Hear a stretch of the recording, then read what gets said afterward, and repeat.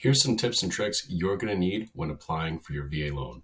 Number one, first and foremost, you're going to need to understand your eligibility. VA loans are eligible for active duty veterans, reserves, guards, and veterans who are no longer serving. Also for some spouses as well. But there's a bunch of different guidelines as far as where you fall to qualify. And if you want to find out more, you should definitely follow this page. Number two is you're definitely going to want to get pre-approved. Before you go house hunting, you're going to want to seek pre-approval from a VA-approved lender or a veteran mortgage advisor such as myself. I can always help you out to determine your budget and make sure that you're pre-approved and good to go. Once you get your actual pre-approval, you're going to want to know what your budget is. Now, once you determine what your budget is, it might be different than your pre-approval. You might be pre-approved for a heck of a whole lot of money, but you might not want to spend that much money in order to get the house, because you got to remember how much it's going to cost to get in the home and how much it's going to cost to stay in the home. Now, one of the biggest pitfalls that people will find when getting their VA loan is not factoring in the funding fee. Now, the funding fee can be anywhere from 2 to about 3.3% of the actual loan amount, sometimes a little bit less too, but it really falls into those categories. But if you wanted to get around your funding fee, well, if you have a service-connected disability, guess what? You're waived and you don't have to factor it in. But that is something that you do have to take into consideration. Now, a lot of people will come up to me and they'll talk to me about some of the property requirements. Now, the VA does have very specific property requirement standards. Some of the things like chipped paint or broken windows or not having a handrail on a stairwell might fall out of compliance with some VA guidelines. So you're going to want to make sure that you check into these things or speak with a knowledgeable professional like myself who can help you out.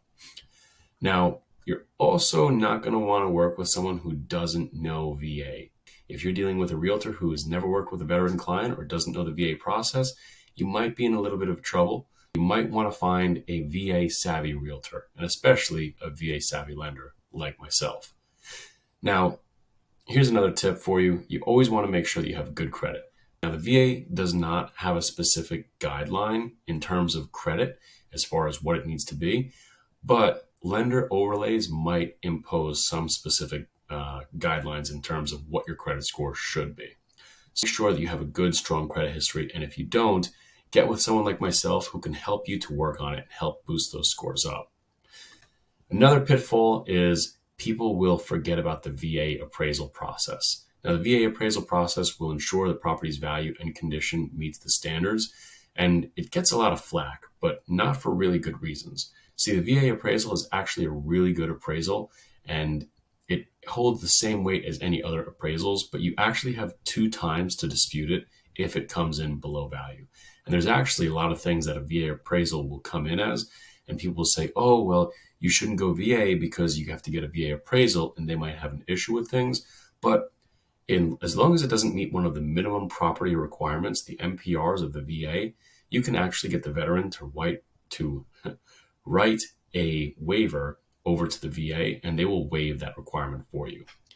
Now, as always, you're going to want to stay informed. The world of mortgages and home buying can be very complex, so keep yourself informed about the latest changes in VA loan guidelines and regulations, or just seek the help of someone like myself who can inform you in any time a change occurs. As always, make sure you stick with some expert guidance and don't hesitate to consult with the best. If you have any questions, feel free to give me a shout. I'm Justin Chermak, Marine Corps veteran and veteran mortgage advisor.